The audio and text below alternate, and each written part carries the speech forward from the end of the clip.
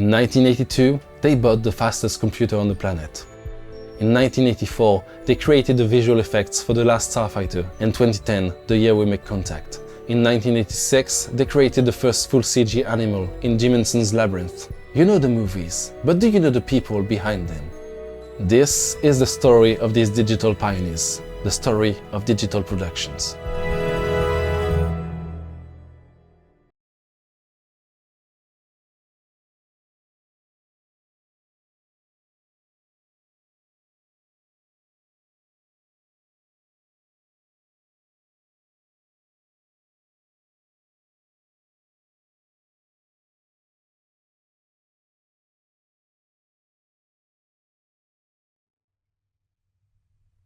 Hi, I'm Ken Cope. My name is Sally Ann Syberg. Hi, my name is J-Walt Adamczyk. Hi, I'm Ercolano. I was a technical director on RoboCop 2. And I was the lead programmer at deGraf Wahrman on the Perform project. I worked as a digital sculptor on the team that created the digital face of Cain. And we produced the Cain effect for RoboCop 2. And you're watching CGM on RoboCop 2.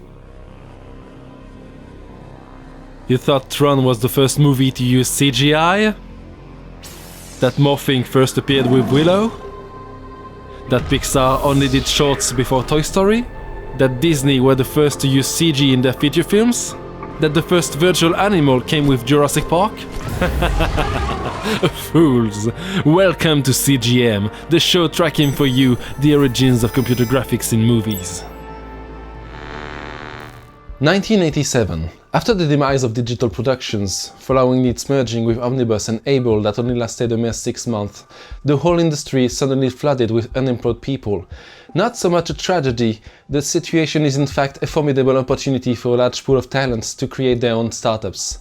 Smaller, geared with less powerful hardware, but far more cost-effective, these companies would significantly ramp up their creativity in order to make CG thrive. Thus, among the ashes of digital omnibus Able would burst out companies like Rhythm & Hues, of which we talked about in CGM episode 14, but also deGraf Wahrman Inc., the main topic of today's episode 19 of CGM, dedicated to Evan Kirshner's RoboCop 2.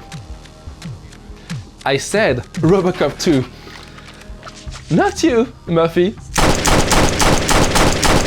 Founded by Brad deGraf, previously at Digital Productions, and Michael Wahrman, who was at Omnibus, deGraf Wahrman was launched into orbit in 1987 with a pretty ambitious goal for its time: use real-time rendering to create computer graphics imagery. And when I say 1987 real-time, I'm talking about machines less powerful than a standard Nintendo 64.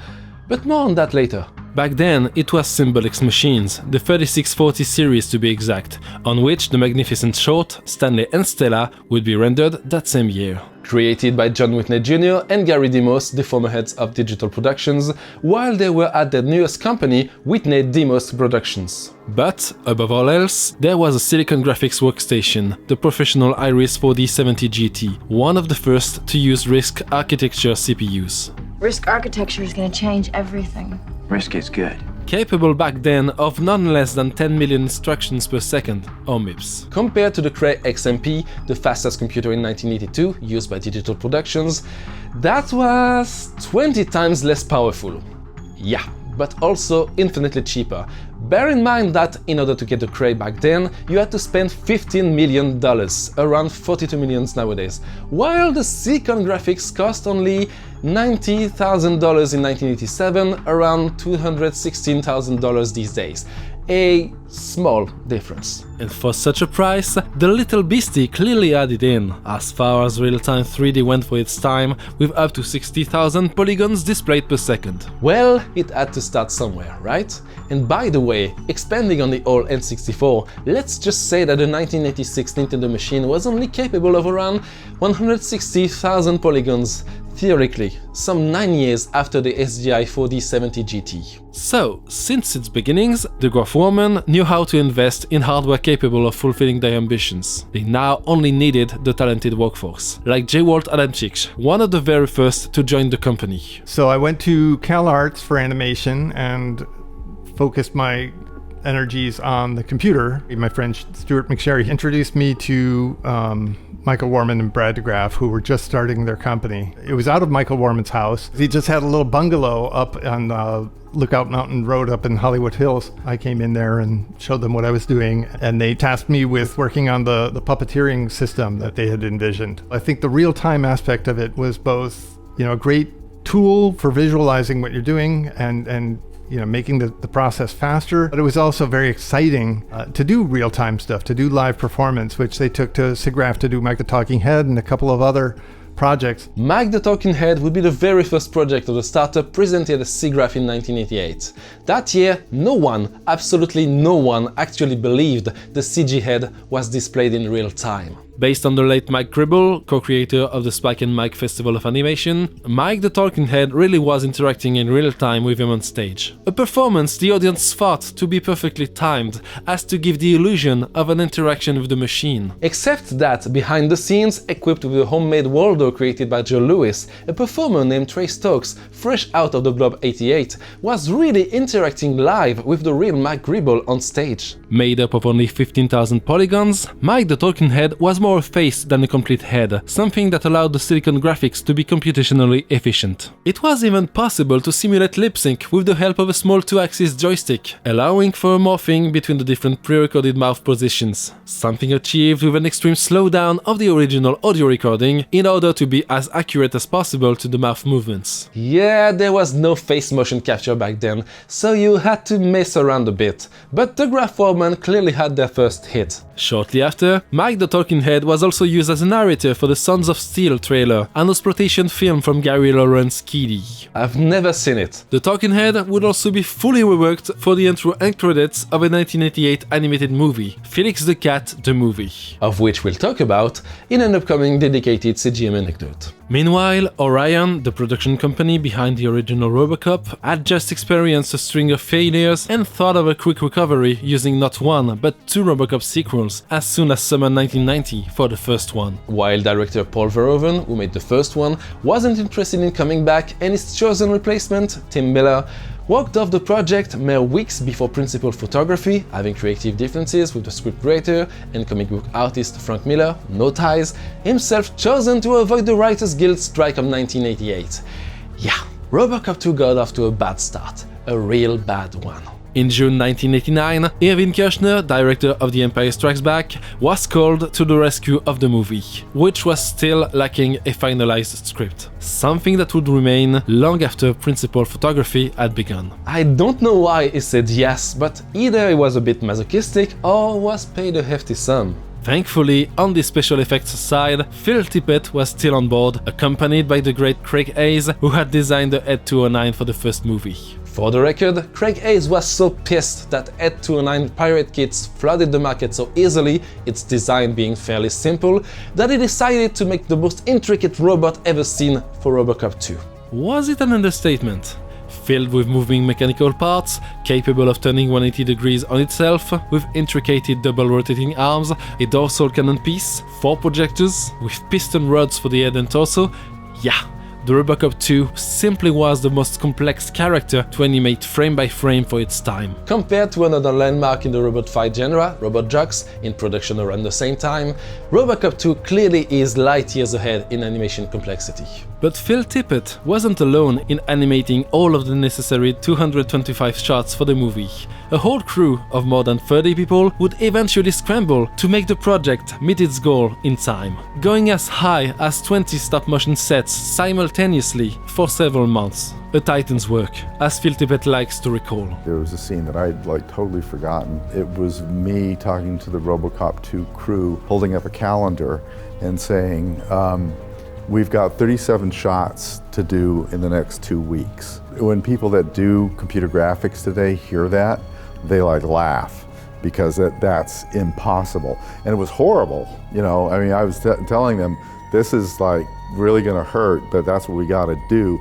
But we could do that, we could push it, but there's no way, unless you have a huge armada of people. But they do that now, these days, but the resources are much, much greater. But among the miscellaneous mechanical parts of RoboCop 2, one in particular, the screen inside the head, was to require the collaboration of another team, the one from our startup, deGraf Wahrman, as Phil Tippett wasn't yet in the CG business back then. At the time, in the early 90s, the company had refined Mike the Talking Head, rendering it more feminine for the Art Futura Spanish art show. ¿Pensáis es real? Or more chubby and mustached for the second of the famous state conferences, as it had to resemble its co-founder, Harry Marx. If we can imagine it, chances are the technology exists to realize it. We are the ones in control. And in so attending one of these shows, that's when producer John Davison had the idea to integrate the Talking Head in RoboCop 2. However, if we are to believe Sally Ann Syberg, who was an internal producer at the time on that show, the team at deGraf Wahrman was far from being ready, being in the midst of two other projects. In the midst of all the chaos of trying to do the Hanna-Barbera project, J4D, which is Journey to the Fourth Dimension, which was for a Tokyo motion capture ride. And somehow in the midst of this, I got thrown this RoboCop job. And I honestly do not remember anything about it except I was suddenly in the middle of producing it. Our producer walked in the room one day and said, "Hey, we're going to work on RoboCop 2." And so she cobbled us together, me and Ken Cope and Trey Stokes. I don't even really think we had a production schedule. We just had this effect, we had to get it done, this is what they had to say, this is how it, had to get done. So it wasn't like I sat down and go, okay, we're going to do this part first and this part first. It was just sort of all hands on deck and just crazy go for it. We had really clear directions, which is just completely invaluable. When you have a client who knows what they want and they can express how they want it, timings, all of that stuff, there just wasn't a lot of time to have any slop. They were describing something like a seance. I see a kind of a blue and a red coming out of a field of text, and oh yeah, I can see that too. As if they're just really trying to visualize and pull it out of the pixels and the like. We all got to listen and get a good sense of what it was that they wanted. And what they wanted, beware of spoilers now, was of course to integrate Tom Noonan's face inside the RoboCop 2's screen as an embodiment of his trapped mind. And for that, they had one formidable tool at their disposal, the Cyberware 3D scanner. Cyberware was a small company located in Monterey, California that had a vision. Use 3D scan to revolutionize sculpture the same way photography forever changed the way to make portraits. That ultimately never worked out. The company quickly refocused on other mediums that could find a use for their tech, notably for scanning faces. At a time when certain people firmly believed that a 3D scan would suck out their soul, trapping it inside a computer. I'm dead fucking serious. Some crazy folks really believed that. And the very first movie to actually use cyberware was of course Star Trek IV: The Voyage Home, of which we talked about in CGM episode 5, where all 7 original Enterprise crew members were scanned using the very first cyberware machine. One can even talk of an early prototype, as the motorized arm for 360-degree scanning wasn't even developed back then. However, it was the case at the end of the 80s, with actress Mary Elizabeth Mastrantonio and actor Ed Harris both being scanned for ILM's water tentacle effect, the famous pseudopod from the abyss. 3D scanning was already in use at deGraf Wahrman for Mike the Talking Head back in 1988, but as they had to do a new one of Tom Noonan, it was decided to go back to the drawing board ultimately. And for the cyberware to scan someone, that person had to be at the center of the machine, laying completely still as the robotic arm would perform its 360 rotation in about 10 seconds. As to obtain a great variety of expressions, the scanned person had to keep said expression for the duration of the rotation, which could sometimes get a bit tricky. As for the actor, Tom Noonan, that meant staying on the machine for 5 hours straight to capture about 40 of his facial expressions before director Irvin Kershner would eventually choose which he liked the most. Only 4 to 5 were used eventually: a smiling head, a screaming head, a neutral head, and 2 intermediate ones. But there was a catch. How would one convert Cyberware's data, a custom format, onto deGraf Wahrman's machines? As Mike Gribble's scan conversion for Mike the Talking Head was done outside the company, Ken Cope had no one around in 1990 to help convert the data. Fortunately, he had an idea. There just wasn't the budget or the time. We had all that great data, but I was only going to be able to just sort of try and move those points around based on what looked right. And I looked at it, it was a regular grid. And I knew how a simple file based on just simple geometry looked like. I was able to take the symbolics machine and create a plane with the right number of horizontal samples and the right number of vertical samples. We used a wavefront.obj file, and it's still in use today. It's just a simple list of vertices, the x position, the y position, and the z position of each individual vertex. And so I was able to just cut and paste the XYZ positions of the Cyberware scans and replace that information with the XYZ triplets of a flat plane, and then that made the flat plane go out into the 3D shape of the original scans. Brad looked at work that I was doing and went, "Oh, you mean we didn't have to hire a guy to do a conversion? You just figured that out." And it was probably as close as I've ever gotten to doing anything with programming, and it's not that complicated, but it was sort of unusual for an artist to look at the stuff. The conversion and the symbolics being complete, it was now time to vastly simplify the 3D scans in order to make those work in real time on the SGI using the legendary Softimage software. We still kept it fairly simple. I think we had somewhere between 3,000 and 3,500 triangles for each mesh. It's not going to update rapidly, but it's going to look good on the screen. So he down-resed everything, gave us a bunch of interpolating shapes for the face so that we could, have him scream and raise his eyebrows and stuff like this. So those are all individual interpolation targets. If I took the neutral closed mouth Cain and then I wanted to do a raised smile, I would take a target of Cain with a raised smile from the symbolics machine into the Softimage machine. I would take my original neutral shape and just working around the mouth area, move those points around by snapping dots to a live surface of the reference mesh. He'd go, "Oh, this point isn't doing the right thing." Like somewhere around the eyes were always a problem, and anywhere around the corners of the mouth were tricky too. And while the various expressions were being made, Phil Tippett noticed that if one were to stretch the different points, Cain's face would be agonizingly deformed. He said to us when he saw that stuff, like, "Hey, that'd be great for the end scene. Yeah, we really want to digitally show the face distorted and dying." We just started doing weird stuff to make it degrade and randomize the face so that it could look like it was glitching. When we put it in vector mode, where it would only show the vectors of the face, he liked that too, so we'd throw that in there as well when it was, exploding apart. When the face turns white, it looks like a high contrast video thing. That wasn't our footage, that was something that he did in post-production to add a little bit of digital noise and digital stress to the to the scene. And then I did the thing where the screen kind of goes pew and turns into a little line and then disappears. That was all in the footage that we sent him. After completion of the animation and models, all that remained was Trey Stokes' performance to breathe life, inject a bit of nuke inside that synthetic face. He didn't know how to work the computer, so I just set it up for him to go, and then I'd stand back and he'd do his performance. And then I'd jump in and save all the tracks. Most of what it needed to do was specified in quick little videos. Phil would be saying, 1, 2, 3, act. Do whatever it is you do. Be angry. Oh, what's my motivation? Just stop your bike. I scratched it. Look up there. Okay.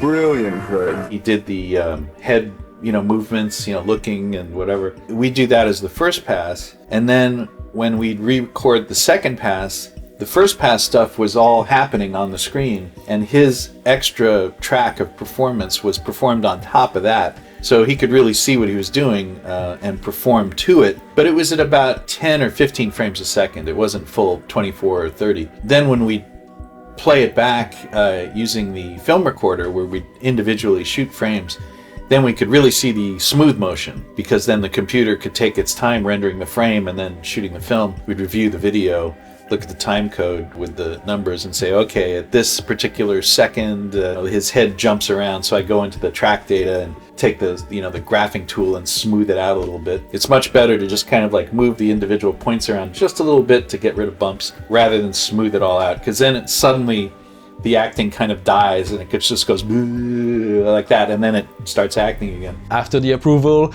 the animation could finally be rendered on the SGI, frame by frame, and recorded onto film. But as deGraf Wahrman clearly was on digital productions, they couldn't use a laser printer and had to rely on a tried and true method, shooting the screen covered up by a black tent. Yeah, small company, not a lot of money, but wait, there's more. Before being captured on film, the Silicon Graphics images had to be rendered at 1280 by 1024, the highest available resolution at the time on the SGI CRT screens. Then transferred onto a standard definition video format, the Laserdisc, which was not even capable of holding 640 by 480 pixels back then. In that case, why use high resolution? Well, to put it simply, in order to make a natural anti-aliasing solution using the drop in final resolution and to take advantage of the Laserdisc perfect freeze frame capabilities, a feat the good old VHS could only dream of back then. It would have been a CAV, constantly accelerating velocity, basically a bunch of concentric lines instead of a spiral, so that on each individual frame it could be parked and played on what was a Sony Watchman screen about the size of a pack of cigarettes. As they went between frames, they just made sure that there was a new frame as they moved the head or moved the face or whatever it is that was going on. That's how that worked. In the end, 6 weeks were necessary to make the CG face of Cain a reality, an effect that would ultimately only appear for 69 seconds in the final movie, but leave an indelible mark, children nightmares even, for more than 30 years. I guess that's pretty cool. People were just crazy about the work we did and the stuff we did and the motion capture. Nightmares, well, that's probably unintentional on our part, but probably very intentional on both Phil's and the director's part. They weren't marketed as kids, but there was sort of that idea that, like, well, kids are going to see them anyway, you know, with home video and all that. So I'm not surprised at all that kids saw that and, were horrified. Part of what was scary about it was that it was really approaching the wrong part of the uncanny valley, where it was just disturbing. I would say that the real horror, probably, if I was a kid watching that movie, which I was not, was when he takes the brain and just smashes it on the ground. I was shocked that it was just such an over-the-top gore fest. As far as like the technology goes, you have the Phil Tippett stop motion machine, and then bursting out of it is this digital creation. There's that metaphor too, the threshold of digital effects, eclipsing the old school animation techniques. Indeed, one could fathom RoboCop 2 as the CG inception that would push Phil Tippett to create, only 3 years later, the dinosaur input device used to animate the T-Rex and raptors of Jurassic Park. As for the movie itself, it would ultimately never achieve the blockbuster status hoped by Orion to save itself from bankruptcy. While the first one brought $53.4 million back on a budget of 13, the second one doubled the budget to $25 million, only to get $45.7 back domestically. Supposedly planned for a 1991 release, RoboCop 3 only found its way into theaters after said bankruptcy in 1993, but would bring even less money back than number 2 in the end, with $10.6 million cashed on a $22 million budget. A real-time 3D video game would however see a release in December 1991 with impressive graphics for its day. Oh, and by the way, do you remember the Nintendo 64 I mentioned back at the beginning? Well, Ken Cope will now tell you why. What's interesting is that using blend shapes and all those different morph targets and the like in the Symbolics machine later got that entire software suite. That became Nietzscheman software, which was part of the basic suite of tools that you would get if you were a Nintendo 64 developer. You would be making your Mario 64 on the Nietzscheman software. Yeah. Cain's psychotic drug-lord 3D head served as the basis for Mario's overjoyed face in Mario 64. If that's no proof Mario's a fucking shroom addict? Nietzscheman software then needed a complete awesome facelift, and that became the software that was Mirai, that was developed by Bayrate and ultimately became the basis for inspiration, we'll call it, for Maya's polygonal modeler. So now we're at this point with video games with nearly infinite resolution, coming out in Unreal Engine and all of that kind of stuff. And we're not going to be harassed like I was by the polygon police, constrained by the budget of what could be done in real time. Indeed, when we nowadays see what's possible in real-time rendering, be it in video games with ray tracing support like Ratchet & Clank Rift Apart on PlayStation 5 or the real-time sets of TV shows such as The Mandalorian, one can truly say technical constraints of the past have finally faded away from the creative process of today. For what it's worth, RoboCop 2 remains a flawed movie, but one formidable ride of a film with its excellent cyberpunk themes and epic robot fights made with love and care, one frame at a time. The film is available on Blu-ray since 2011 in the US, but has since had a remastered version in 2017, only available from Shout Factory, with numerous bonuses and exclusive interviews, unfortunately locked to Region A. That concludes this 19th episode of CGM dedicated to the creation of Irvin Kershner's RoboCop 2 and the rise of early CG startups at the end of the 80s. If you wish to support our documentary's Kickstarter, Digital Pioneers: The Story of Digital Productions, just click on the link above, and I thank you in advance for your possible contribution. As for me, as always, to follow CGM, please check my Facebook and Twitter, the website gorkab.com, but also my Patreon page where your tips allow this show to continue online. Don't forget to share this video around, subscribe, and most importantly, leave a comment below. Oh, and as would say Alex Murphy, we're only human.